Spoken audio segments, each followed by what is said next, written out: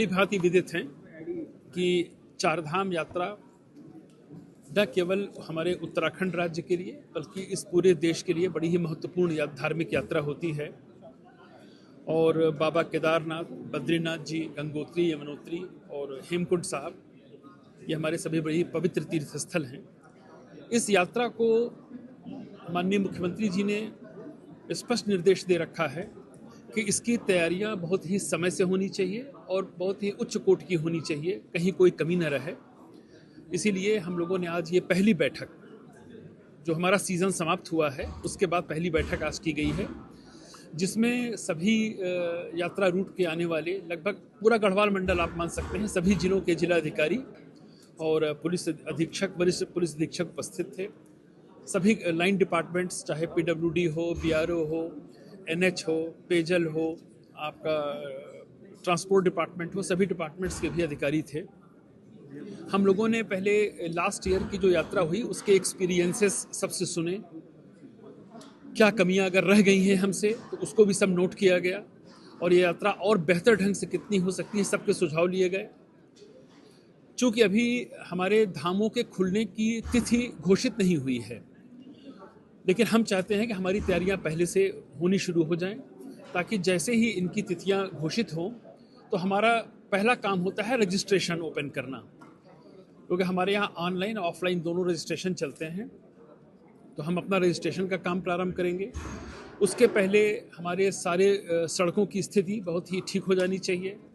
कुछ इश्यूज़ हमारे NHIDCL के आए हैं जनपद चमोली में, जहाँ का कार्य बहुत संतोषजनक नहीं है।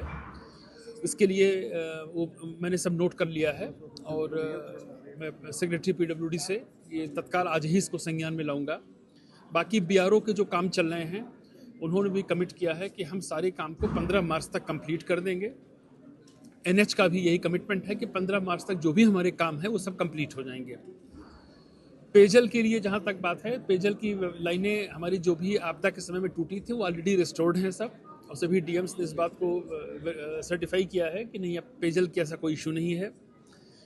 केदारनाथ जी में जो पुराना रामबाड़ा वाला रूट था वो भी अब रूट DM ने अवगत कराया है कि वो रोड की कटिंग के बाद वो अब रूट भी लगभग हमारा रेडी हो गया है, लेकिन उसमें कुछ मूलभूत सुविधाओं की आवश्यकता है, चाहे वो विद्युत आपूर्ति की हो, चाहे वो कुछ एडमिनिस्ट्रेटिव ब्लॉक्स बनने हैं उसकी।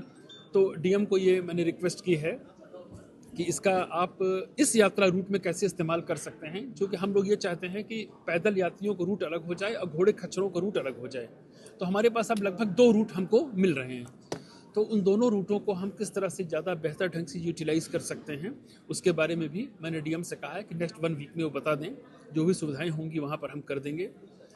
परिवहन विभाग को भी डायरेक्शन दिया गया है कि जो हमारा यात्रा चारधाम यात्रा रोटेशन का जो व्यवस्था है, अभी वो नेक्स्ट वीक में खुद ही मीटिंग कर रहे हैं। और मेरी नेक्स्ट मीटिंग जो अब होगी वो फेब के 2nd वीक में हम रखेंगे, जिसमें हम 2 सेशन में इस मीटिंग को करेंगे। फर्स्ट सेशन में हमारी तीर्थ पुरोहितों, वहाँ के जो भी हमारे धार्मिक जो लोग हैं उनके साथ बैठक होगी, और सेकंड जो हमारा सेशन होगा उसमें जितने स्टेक होल्डर्स हैं, चाहे वो ट्रांसपोर्ट वाले हों, होटल एसोसिएशन हो, घोड़ा खच्चर वाले हों, कंडी एसोसिएशन वाले हों, इन सब के साथ हमारी 1 to 1 बात होगी। उनके इश्यूज़ क्या हैं, वो क्या चाहते हैं, हम कितना कर सकते हैं और व्यवस्था को और बेहतर कैसे बना सकते हैं, इस पर भी डिस्कशन होगा। और इसी की तरह से पुलिस की व्यवस्था को भी लेकर आपको IG साहब थोड़ा ब्रीफ करेंगे, आप इनसे बात कर सकते हैं।